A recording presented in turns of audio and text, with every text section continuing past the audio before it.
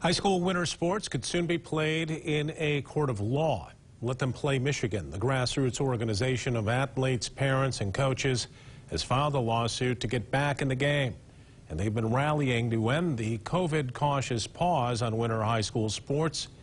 News 8's Joe LaFurgey has our story. Unfortunately, this morning we had to take action we would have preferred not to take.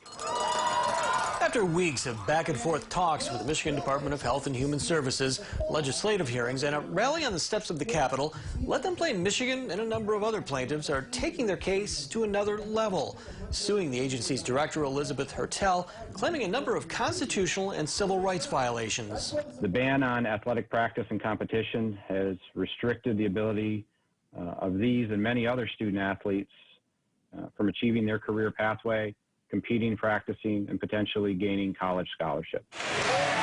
MDHHS paused winter sports through February 21st out of concern contact sports could help spread COVID-19 on and off the court. Let Them Play claims the state has not proven their case when it comes to the science.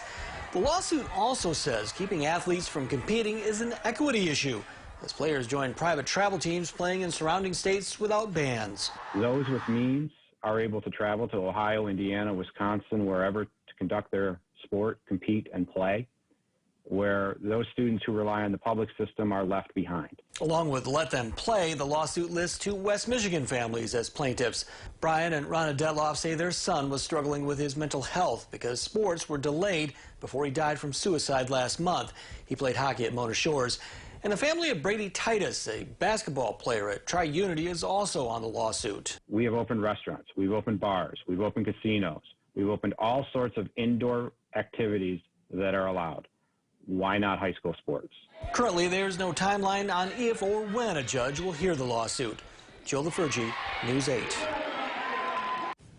We asked the state health department for a response to that lawsuit. They defend the restrictions put in place, saying, quote, according to recent data from the University of Michigan School of Public Health, those actions likely prevented over 100,000 new cases and 1,960 or more deaths.